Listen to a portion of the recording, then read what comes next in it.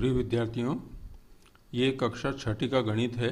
अध्याय 2 पूर्ण संख्याएं, उसकी है प्रश्नावली 2.1 और इस समय आप देख रहे हैं स्टूडेंट पोर्टल यूट्यूब चैनल पे।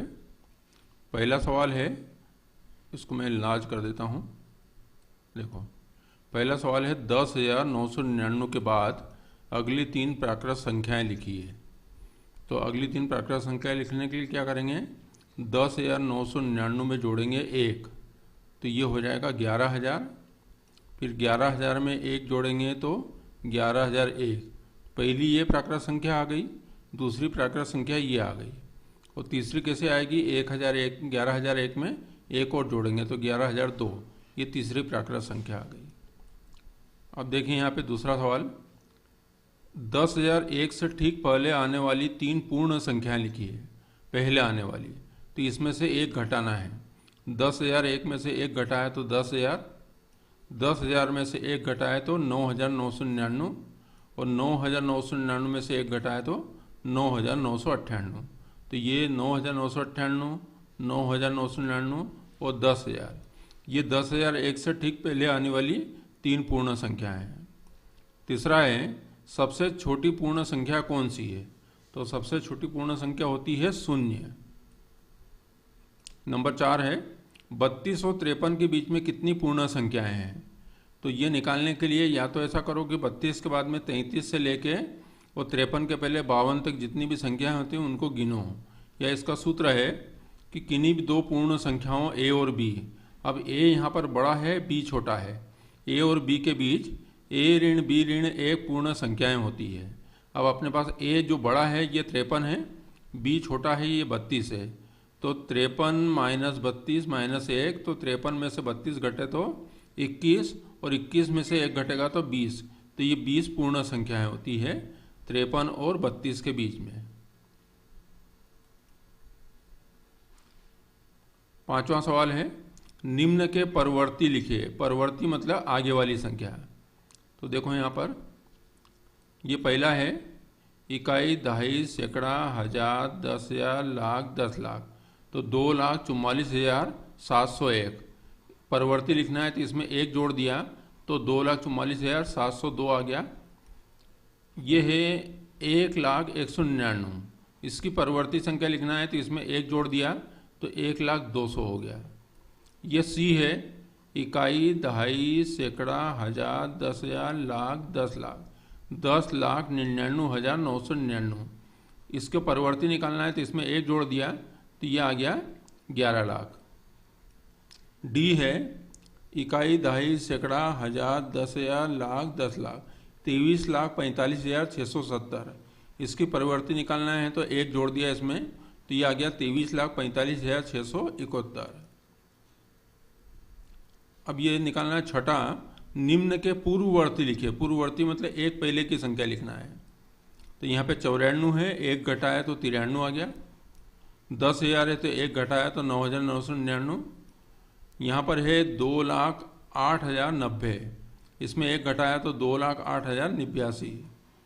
और ये है 76,54,321 में से 1 घटाया तो 76,54,320। ये पूर्ववर्ती है, 1 अंक घटाना पड़ेगा इसमें। ये है नंबर 7, संख्याओं के निम्नलिखित युग्मों में से प्रत्येक के लिए संख्या रेखा पर कौन सी पूर्ण संख्या है अन्य संख्या के बाईं ओर स्थित है?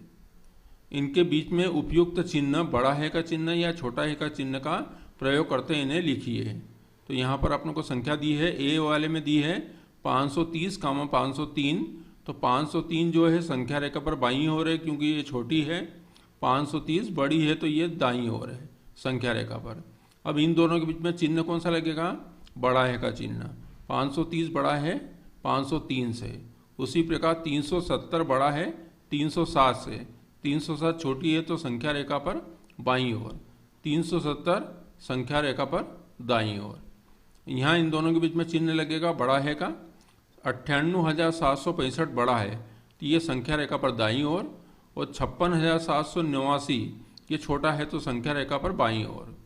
यहाँ पर चिन्ह छोटा है का लगेगा।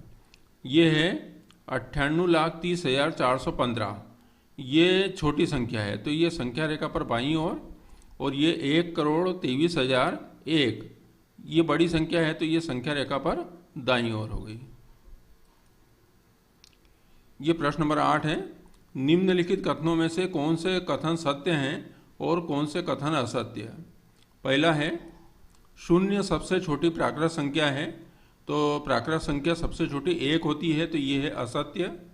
400 संख्या 399 का पूर्ववर्ती है, तो इसका पूर्ववर्ती कैसा होगा? इसमें से 1 घटाएंगे तो 398 पूर्ववर्ती रहेगा, तो ये 400 गलत है, असत्य हो गया।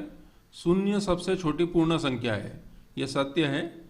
600 संख्या 599 का परवर्ती है, तो परवर्ती है मतलब 599 में 1 जोड़ेंगे तो 600, तो ये सत्य है। सभी प्राकृत संख्याएं पूर्ण संख्याएं हैं, तो प्राकृत संख्याएं सभी पूर्ण संख्याएं सत्य है। सभी पूर्ण संख्याएं प्राकृत संख्याएं हैं, तो इसमें एक शून्य ऐसी है जो सबसे छोटी पूर्ण संख्या है पर वो प्राकृत संख्या नहीं है, तो ये हो गया असत्य। 2 अंकों की पूर्ण संख्या का पूर्ववर्ती 1 अंक की संख्या कभी नहीं हो सकती, तो ये असत्य है, क्योंकि 10 2 अंकों की पूर्ण संख्या है, उसका पूर्ववर्ती 9 1 अंक की संख्या है। 1 सबसे छोटी पूर्ण संख्या है, तो ये असत्य है कि क्योंकि सबसे छोटी पूर्ण संख्या 0 है।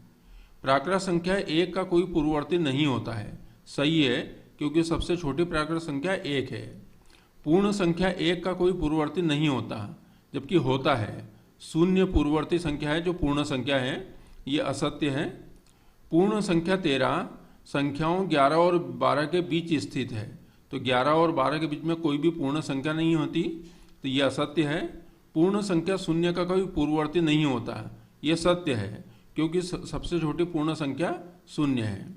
2 अंकों की संख्या का परवर्ती सदैव 2 अंकों की एक संख्या होती है, ये असत्य है, क्योंकि 2 अंकों की संख्या 99 है, उसका परवर्ती जो है 100 है, जो 3 अंकों की संख्या है। तो आपने देखा ये प्रश्नावली 2.1 के सभी सवाल। इस वीडियो को देखने के लिए धन्यवाद।